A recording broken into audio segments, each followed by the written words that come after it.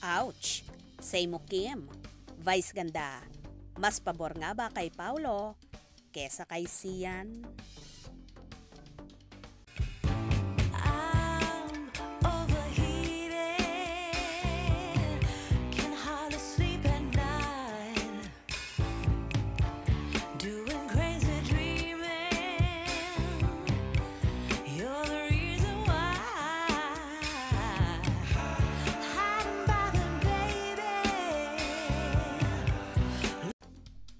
Simula nga nang pumutok ang hiwalayan issue sa pagitan na magkasintahang sina Kim Chiu at Sian Lim.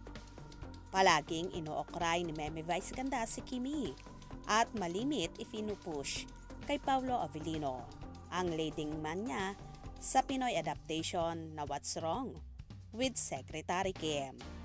Tila isa nga si Meme Vice ganda sa pumapabor kay Paulo, kaya naman malimit nitong inaasar ang dalaga. Sa nagdaang episode ng It's Showtime sa Little Miss You, dito tinanong ni Meme Vice ganda ang cutie girl na contestant kung may isya-shoutout daw ba, at sabay sabi ng bata na wala. Bigla namang umadlip si Vice ganda kay Kimi at sinabing, si Kim may gustong i-shoutout kanina, kung saan tawang-tawa lang si Chinita Princess. At dito nga sinabi ni Vice na, Juliana, i-shoutout mo na si Victor, kung saan ang tinutukoy ay si Paulo na Victor, ang karakter sa linlang na naging asawa ni Juliana, Kim Chiu. Shoutout. Gusto kang i-shoutout? Kasi si Ate Kim Chiu may gustong i-shoutout. Shoutout mo na. Kasi si Kim Chiu kanina sabi niya, may pa-shoutout na wala mamaya. Uy, wala. Wala. So, may pasingit lang may babatiin ako mamaya. Shoutout mo na si Victor. Uy, Victor, pag nanonood ka, yung kaso. Si Abby, balik mo na. Si Abby. Mukhang isa nga si Meme Vice ganda sa nagpupush kay Kimi para kay Paulo. Mukhang mas pumapabor si Unkabogable Star sa aktor kesa nobyo ni Kim na si Sian Lim. Ayaw na ayaw nga ba ni Vice ganda kay Sian Lim para kay Kim?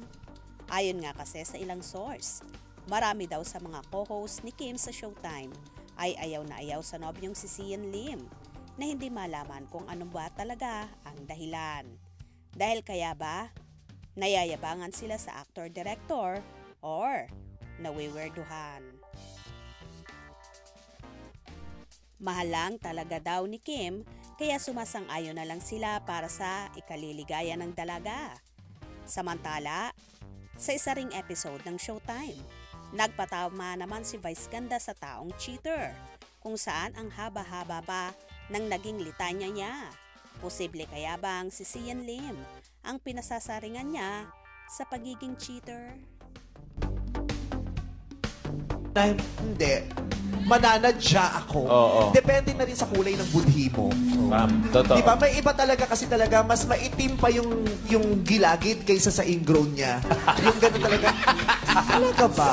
Ang kapal naman ng mukha mo. Parang si meron. Juliana ng linlang. Actually, parang ganyan. Yung sila yung number 2, gusto nila maging number 1.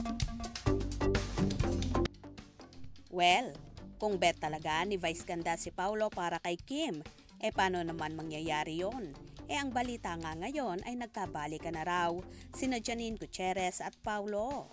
Anyway, ipaubaya na lang natin kay Paulo yan kung sino ba talaga ang mas mahal niya at mas pipiliin. Kaya naman tumutok at wag na wag pauhuli sa mga maiinit na kaganapan. Anong inyong magiging reaksyon sa bidyong ito? Comment below.